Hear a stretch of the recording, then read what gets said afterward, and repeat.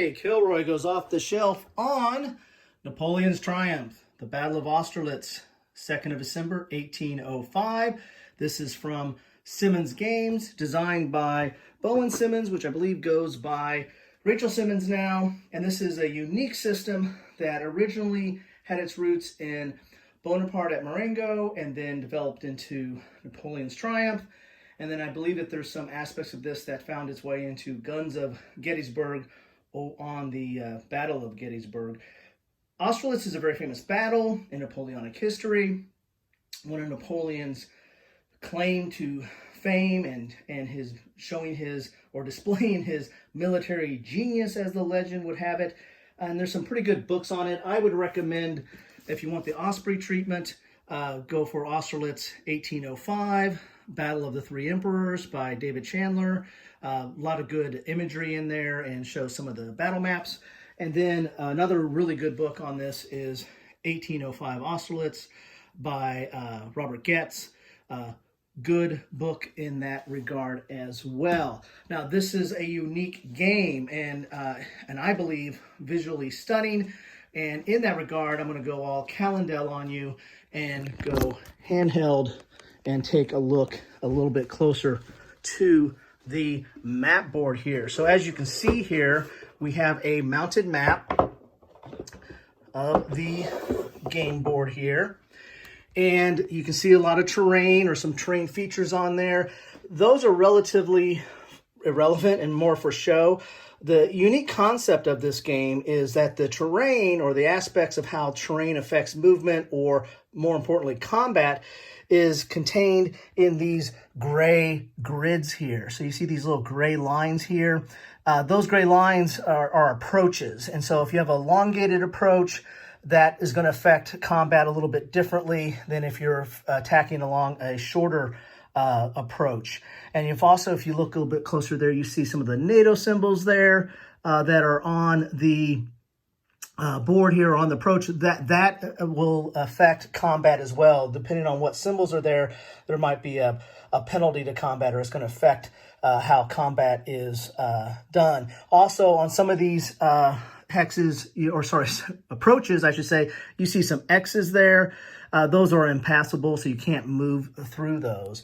So the unique nature of this is these approaches, or these gray boxes, really affect combat. And if you can see here, some of the units here are in the middle of those gray areas. That's called being in reserve. And when you move your unit, you can move it to one of the approaches, and you can move it up to the approach. And so it's kind of blocking the approach, and that's where combat's going to take. It's going to take effect over that approach. You can also see there too that there's a line here. These are roads.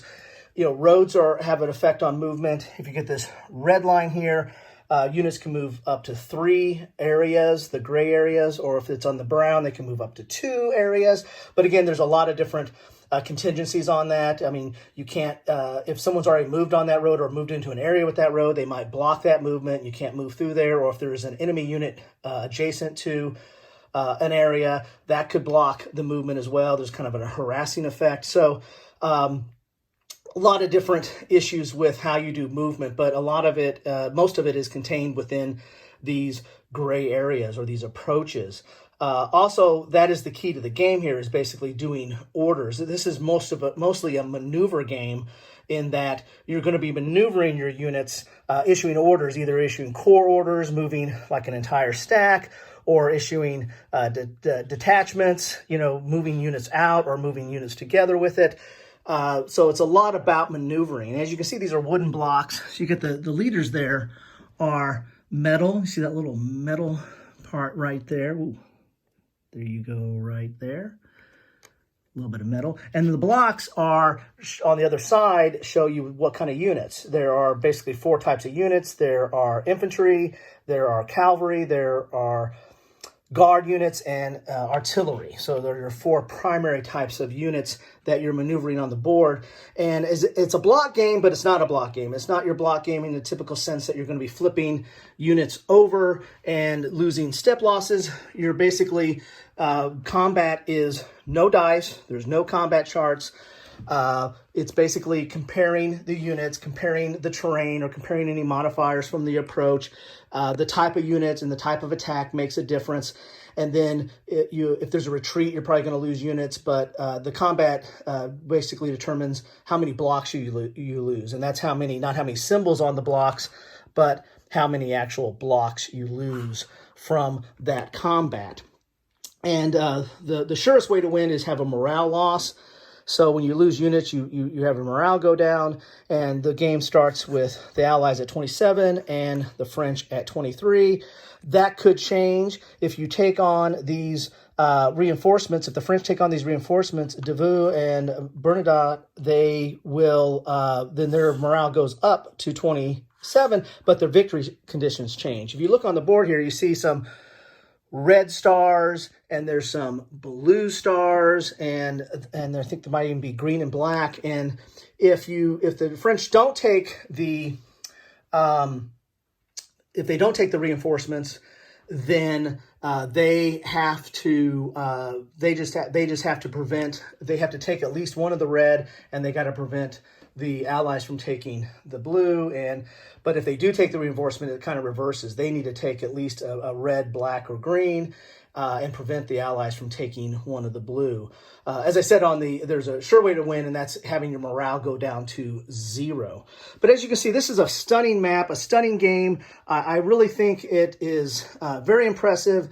It's somewhat abstract in that, it's not, you're not crunching numbers, and you're not, moving hexes, and you're not, trying to do, higher math on what's the combat result going to be.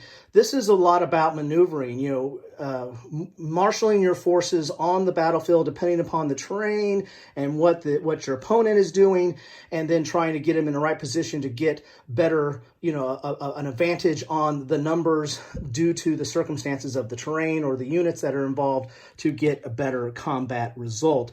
The rules themselves are only 10 pages long, actually only a little bit over 9 pages long because there's some designer notes, but there's a lot packed in here. This is, at least in my opinion, a lot more complex game than 9 pages would suggest, because it's just a different way of approaching combat. I really like it. I think it's a stunning looking game, very impressive components, and definitely something that I treasure in my collection and thought you guys should take a look at as well.